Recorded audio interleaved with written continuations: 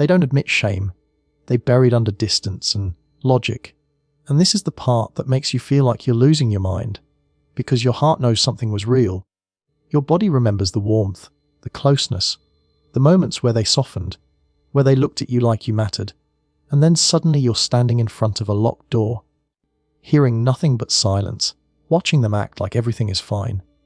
And the silence feels like the final insult, because it doesn't just end the relationship, it erases your humanity. It makes you feel like your pain doesn't even deserve a sentence.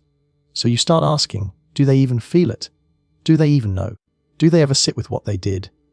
Or did they just move on, calm and untouched, while you're the one carrying the grief? Here's the truth that hurts and heals at the same time. Many avoidants do feel shame, but they don't process shame like secure people do. Secure people can say, I messed up, I'm sorry, I want to repair. Secure people can stay in discomfort long enough to talk. Avoidants often can't. Not because they're monsters, but because shame feels like exposure, and exposure feels like danger. Shame feels like being seen as flawed. Shame feels like being responsible. Shame feels like losing control, and control is how they survive. So instead of admitting shame, they hide it under distance. They create space so they don't have to look at you, because your eyes would reflect their behavior back to them. They go quiet so they don't have to answer questions they don't want to face. They make themselves busy so they don't have to sit with the emotional weight. They detach so they can feel numb instead of accountable. They act cold so the conversation never becomes real enough to reach the place where shame lives. And then they cover that distance with logic, because logic is their armor. Logic lets them pretend they're rational when really they're terrified. Logic lets them tell a clean story when the truth is messy. Logic lets them say we weren't compatible instead of saying, I didn't know how to show up. Logic lets them say, I needed space instead of saying, I panicked when it got real. Logic lets them say, you were too emotional instead of saying, I couldn't handle the feelings I triggered in you. Logic lets them turn a human connection into a tidy conclusion so they can avoid the one thing shame demands, accountability. And this is why talking to them can feel like arguing with a wall. You bring emotion, they bring reasoning. You bring reality, they bring explanations. You bring pain, they bring justifications. And you leave the conversation feeling guilty for having feelings, like you're the problem for wanting care. Because burying shame under logic often comes with subtle blame. They don't say, I hurt you, they say, you took it the wrong way. They don't say, I disappeared, they say, you're too sensitive. They don't say, I gave mixed signals, they say you expected too much. They don't say, I wasn't consistent, they say I was overwhelmed. Again, sometimes overwhelm is real, but notice the pattern. The language always protects them from the raw truth. The raw truth would force them to feel the shame directly, and feeling it directly would crack the identity they're trying to hold together. So they bury the shame, and you become the one holding the consequences. You hold the confusion, because they never gave clarity. You hold the grief, because they never gave closure. You hold the self-doubt, because they rewrote the story. You hold the pain, because they wouldn't sit in a conversation long enough to repair. And the most cruel part is that their distance can make you think they don't care. But sometimes distance is exactly how they hide that they do care, because caring means responsibility, and responsibility triggers shame. This is why avoidants can do something strange. They can watch you from far away. They can check your profile. They can ask about you through mutual friends. They can hover without approaching. Because hovering lets them stay connected without being accountable. It lets them soothe their guilt without facing the person they hurt. It lets them feel like they're still good, without doing the work of repair. And you feel it. You feel that unfinished energy, and your heart turns it into hope. Maybe they miss me. Maybe they regret it. Maybe they're ashamed. And I understand why that comforts you, because it makes your pain feel acknowledged in some invisible way. But please hear this gently. Invisible shame does not heal you. Hidden guilt does not repair you. Their private discomfort does not change the fact that you were treated in a way that broke your heart. Because shame buried under distance can actually make them colder. The more ashamed they feel, the more they detach, because detachment is how they escape the feeling. And then your mind tries to chase the warmth you once saw, thinking, if I just reach them, if I just say it the right way, they'll soften again. But the truth is, you can't talk someone out of a defense they rely on to survive. The defense is not logic, the defense is distance, and distance is exactly what you're trying to close. So the power move is not to argue with their logic. The power move is to stop trying to extract a confession from someone who hides behind silence. The power move is to stop turning their inability to admit shame into a measurement of your worth. Because whether they admit it or not, you deserve better. You deserved a conversation. You deserve consistency. You deserved repair. You deserve to be handled with care. And this is where your healing begins. When you stop needing them to validate the truth you already feel. When you stop needing their apology to prove you are worthy. When you stop thinking that if they just admitted they were wrong, you'd finally be able to breathe. Because you can breathe now, not because they confessed, but because you chose yourself. You choose yourself by seeing what distance really is. It is not always indifference. Sometimes it is shame hidden under control, but either way, it still harms you. And you are allowed to step away from harm without hating them. You are allowed to love someone and still refuse their pattern. You are allowed to understand their fear and still protect your heart. Because the most brutal truth is not that they feel no shame. The most brutal truth is that they can feel shame and still not admit it, still not repair, still not show up, still not change. And you cannot build your life around someone's buried feelings. You build your life around what is real, what is consistent, what is shown. So let them bury it if they choose to. Let them hide behind logic if they want to. Let them keep their mask. But you don't have to keep bleeding just because they won't look at the wound. Your closure is not their confession. Your closure is your decision to stop begging to be treated with care and to walk toward a love that doesn't require shame to exist in secret for you to feel valued. They feel relief after leaving, then the shame creeps in later.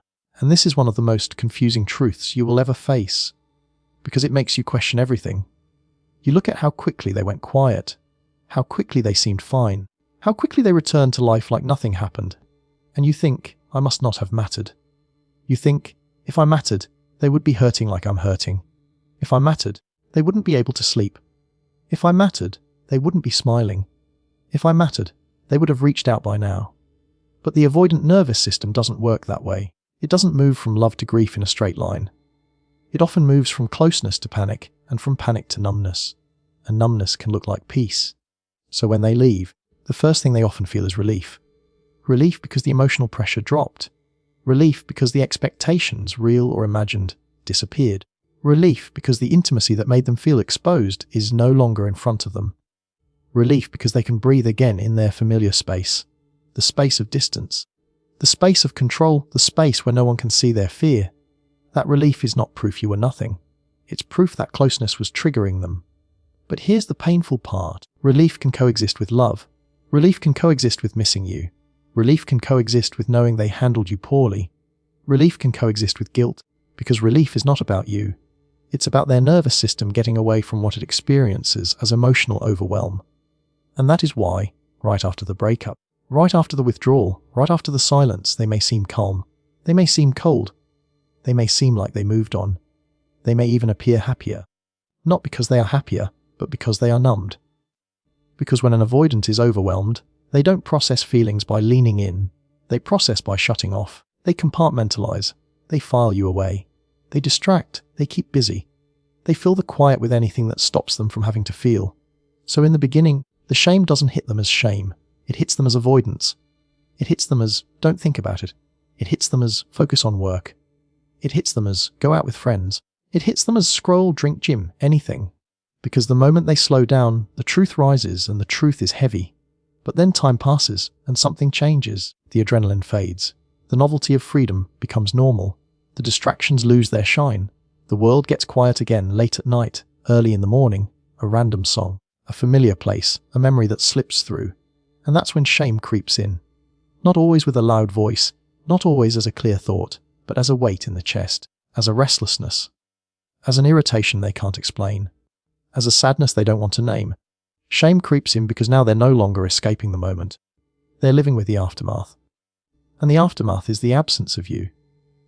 The aftermath is remembering your face when you were trying to understand. The aftermath is remembering the patience you gave. The aftermath is remembering that you were not asking for miracles, you were asking for care. The aftermath is realizing they didn't give it. But here is where it gets even more heartbreaking. Shame creeping in does not mean they will come back with accountability. Shame creeping in does not mean you will get an apology. Shame creeping in does not mean they will suddenly become the person you needed. Because for many avoidants, when shame rises, their first instinct is not repair, it is more distance. Their instinct is to silence the feeling again, to push it down again, to tell themselves a story that makes it easier to live with. And that is why you may see strange behavior. They might check your profile but not message you. They might watch your stories but never speak. They might ask about you through someone else. They might send a random "hey" that contains no accountability. They might flirt with your memory but avoid your reality. Because the reality of you would force the shame into the open, and they are not trained for that. So they hover. They linger. They circle. They reach out in ways that keep them safe. They want relief from guilt without the responsibility of repair. They want to know you're okay without having to admit they contributed to your pain. They want to feel like they still matter without having to face the possibility that they didn't handle you with care. And if you don't understand this, you can get trapped. You can interpret hovering as love. You can interpret checking as regret. You can interpret a casual message as a sign of change. And your heart will rush forward because you're still tender, still hopeful, still wanting closure. But the truth is, many avoidants will seek emotional relief, not emotional repair. They want to soothe the discomfort they feel, not rebuild what they broke. So your power is in knowing the difference. Relief looks like, "I miss you, but I can't talk about what happened." Relief looks like, "Hey stranger," like nothing ever hurt. Relief looks like checking in, but not showing up. Relief looks like nostalgia, but no accountability. Repair looks like, "I'm sorry, and I can name what I did." Repair looks like, "I understand how it affected you." Repair looks like, "I'm willing to have the hard conversation." Repair looks like, "I'm willing to show consistency over time." And this is where your heart needs to become wise. Because you cannot build your healing on the possibility of their shame. You cannot pause your life waiting for the moment their numbness breaks. You cannot stay emotionally available because you think one day they'll feel it and come back. Because they may feel it and still never do the work. So let the knowledge free you, not trap you. Let it free you from the lie that you were nothing. Let it free you from the story that you weren't enough. Because if the shame creeps in later, it means you mattered. It means they remember. It means they are not as unaffected as they pretend. But it also means something else. Their coping pattern is delay. They delay feeling. They delay accountability. They delay grief. They delay repair. And you cannot build a stable love with someone who delays responsibility. So if they come back, don't listen to how emotional they sound in one moment. Watch what they do next. Watch whether they own the harm. Watch whether they change the pattern. Watch whether they show up in daylight. Watch whether the apology becomes consistency. And if they never come back, still take this truth into your healing. Their early relief was not proof you were disposable. It was proof they are wired to escape intensity. Their later shame, if it happens, is not proof they will change. It is proof they are human and conflicted. But your life is not meant to be an emotional waiting room for someone else's delayed feelings. Your life is meant to be lived. Your heart is meant to be held with care. And the moment you stop trying to time their regret, you stop giving your power to their nervous system, you take it back. You grieve cleanly. You heal honestly. You choose people who don't need to leave to breathe. You choose people who can stay and talk, stay and repair, stay and love you out loud, not in delayed shame, not in secret guilt, but in consistent presence. They rewrite you as too much to protect their self-image, and this is one of the most painful distortions you will ever live through, because it doesn't just end the relationship, it attacks who you are. One day you are loving, expressive, open, invested, and the next day you are labelled intense, needy, demanding, emotional, simply because you wanted consistency from someone who couldn't provide it. And that label hurts more than silence, because it makes you question your nature. It makes you wonder if your love itself was the problem. But here is the truth you need to sit with slowly. Being called too much is often the last defense of someone who couldn't be enough. Avoidants rewrite the story not because you were wrong, but because the original story threatens their identity. The original story says, someone loved me sincerely and I didn't know how to stay. The original story says, I benefited from their patience and still withdrew. The original story says, I created confusion and pain. And that story is unbearable to someone whose survival depends on seeing themselves as composed, independent, unaffected, in control. So they edit. They edit your love into pressure. They edit your needs into demands. They edit your hurt into drama. They edit your honesty into intensity. Because if they can reduce you to too much, then they don't have to face that what you were asking for was basic emotional presence. If you were the problem, then they don't have to look at their avoidance. If you were overwhelming, then their withdrawal becomes reasonable. And in that rewrite, They get to walk away without carrying the full weight of responsibility. And what makes this especially cruel is that you start helping them rewrite it. You start replaying conversations, wondering if you should have said less. You start apologizing for your feelings. You start shrinking your needs. You start telling yourself maybe you were too emotional, too attached, too hopeful. Because being blamed feels better than being abandoned. At least blame gives you something to fix. Abandonment leaves you powerless. So your mind chooses self-criticism as a form of control. You think, if I change this part of myself, maybe next time I'll be loved better. But that belief is not growth. It's self-erasure. Here's the emotional truth. You are not too much. You are too real for someone who survives by staying distant. Avoidants often feel safest when emotions are muted, when expectations are low, when connection is casual and undefined. Your depth disrupted that safety. Your consistency challenged their comfort. Your presence invited intimacy. And intimacy is where their fear lives. So instead of saying, I am afraid, they say you are too much. Instead of saying, I don't know how to show up, they say, you expect too much. Instead of saying, I'm emotionally unavailable, they say, you're overwhelming. This is not an honest assessment of you. It is a protective translation of their fear. And the reason this rewrite hurts so deeply is because it targets your biggest vulnerability, your capacity to feel. The very thing that makes you capable of deep love, empathy, connection, and commitment becomes framed as a flaw. And when someone you care about frames your heart as a problem, it can make you want to shut it down, to become quieter, cooler, less invested, just to never feel that rejection again. But hear this clearly, the world does not need less feeling people, it needs more emotionally honest ones. You did not ruin the connection by wanting clarity. You did not push them away by expressing hurt. You did not overwhelm them by wanting consistency. You revealed the gap between what you needed and what they could offer, and instead of honoring that gap with truth, they covered it with a label. And here's where your power begins, when you stop accepting their rewrite as your identity, because the rewrite only works if you internalize it. The rewrite only wins if you start believing that loving deeply is a mistake. The rewrite only holds power if you carry their fear forward into your future relationships. But you don't have to. You can say, I was not too much, I was asking the wrong person. You can say, my feelings were not excessive, they were unmet. You can say, my needs were not unreasonable, they were incompatible with someone who avoids intimacy. And this shift matters, because if you believe you are too much, you will spend your life trying to be less expressive, less honest, less needy, less visible. And love does not grow in less, love grows in safety. Love grows where someone can hold your emotions without running from them. So let them keep their rewrite if they need it to survive themselves. Let them tell their story in a way that lets them sleep at night. But you do not need to live inside that story. Your story is this. You showed up with sincerity in a dynamic that couldn't sustain it. Your story is this. You loved someone who didn't know how to stay present when love became real. Your story is this. You were not too much. You were offering depth to someone who only had distance. And the most healing part of all is this. One day you will meet someone who doesn't flinch at your feelings, who doesn't label your honesty as pressure, who doesn't call your needs too much, but instead says, thank you for telling me, thank you for trusting me, thank you for being real. And in that moment, you will realize that nothing about you needed fixing. You were simply asking the wrong nervous system to meet you where you were. So don't let their rewrite follow you. Don't carry their avoidance like it's your flaw. Don't dim your heart because someone couldn't hold it. Let this be the chapter where you stop apologizing for your depth and start protecting it. Because the right love will never ask you to be smaller to stay. It will ask you to be exactly who you are, and it will stay with you there. Their shame is real, but it rarely becomes repair, and this is the truth that saves you from waiting on a miracle. Because when you've been hurt by someone avoidant, your heart starts clinging to the idea that if they feel bad enough, they will come back and make it right.